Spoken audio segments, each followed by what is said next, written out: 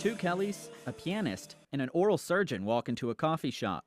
It sounds like the start of a joke, but it actually describes a seriously good local band. Jazz band So Nice is made up of 4 members of different ages, backgrounds, and genres. Craig and I play together in a church band, the St. Mary Methodist. I knew Kelly from being in a different band, and I met Rick entirely by accident. The guy that runs the music store told me I should call him. And we're glad he did. Yeah. While the other 3 have long musical careers, drummer Rick Marlowe works as an oral surgeon by day. Marlowe says the job's skill sets have some overlap. My job helps my hands as a musician, and being a musician helps my hands with my job. Yeah, interesting. Lead singer Kelly Croker has another project in the works. She is joining a local instrumental band as vocalist. It's nice to have the balance of the 2 different projects, different styles. And you're writing words for some of this band too, right? I'm writing the lyrics. It's a nice outlet. Pianist Craig Timmerman toured the world during his illustrious career. While they all come from different backgrounds, their varying experience makes the group mesh. It's always enjoyable to find musicians that are reliable and that you can work with. So it's just a lot of fun putting our music together. Bassist Kelly Coyle arranges the music. He says he trusts his bandmates will perform well on stage. You know, I know Craig knows the keyboard a lot better than me. Let him play the keyboard. Rick plays the drums, Kelly does the singing, and I just cover my corner. While they might not look like a typical band, So Nice sounds like they have been playing together for longer than a couple of years. We work well together, and we have a lot of wealth of various music experiences, so we kind of bring the ones that fit for this kind of music that we're playing. So You learn from everybody you play with. In Mankato, Alex Tejada, KEYC News 12.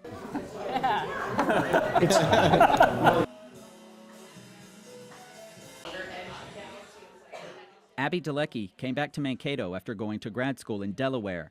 During an art show, she noticed a lack of a community feel, something she hopes to bring to Mankato. Her OmniMatter pop-up art shows began in November and are open to any creatives. Anybody who makes anything, whether it's pottery or printmaking, as long as they have something they want to show and they're passionate about it, they can show it. Joining together with Melissa Ketchum of Twin Rivers Arts Council, Dalecki started an event that provides new artists with opportunities to show their work. My biggest thing is providing that platform for artists. So artists who have never shown before, who don't show often, don't know how to go about doing it. One artist, Edson Rosas, a student who moved from Iowa to go to school at MSU, found the art community of Mankato to be welcoming. It's a great place for art. I was very surprised when I first got involved of how much support there was for the arts in general. Rosas has only shown his art one other time, at the 410 Project. He is grateful for the chance to present his recent masterpieces. Kind of just wanted to show some newer work that not a lot of people have seen. I just wanted to get my work out there, I guess. Inspired by the work of Keith Haring, his art sports a distinct style. So I kind of just am drawn to like colorful works, more cartoony style, just because it adds like a sense of humor and some layers on top of some like deeper subjects.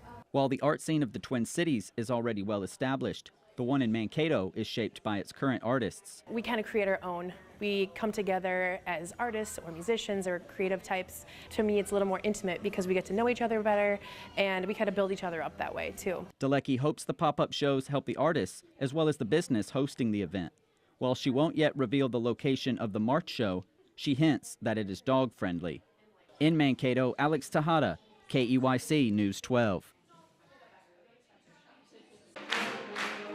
Traveling across the country, dealing with a snowed-out show, and finding chemistry as a group, the Gustavus Adolphus Symphony Orchestra and Jazz Ensemble faced obstacles on their February tour. We had a lot of students who got a little bit sick or had some dental issues, and they rallied and made the concert happen and sounded really strong. It's gotten better each of the performances. I think that's what I'm the most proud of, is just that students are striving to get better every single show. After a strenuous January of practicing, the students were ready, musically, yet still had to pick up some skills along the way. But some of the tour logistics and setting up in churches and high schools all across 4 states, that took a little getting used to, but it was super fun. While perfecting the show over 7 performances, the group returned today to wow Bjorling Recital Hall with their best show yet. Because now they're at their musical best. They have worked out all of the kinks, they have played in all of these unfamiliar spaces, and now they finally get back to a space that they're really familiar with a crowd that they love and love them. For some bands, being on the road together for 2 weeks can be hectic and chaotic, but no such problems emerged in this tight-knit bunch. I'm always proud, not just of the kind of musician that they are, but the kind of people that they turn out to be, and just how kind and considerate and thoughtful they can be to each other.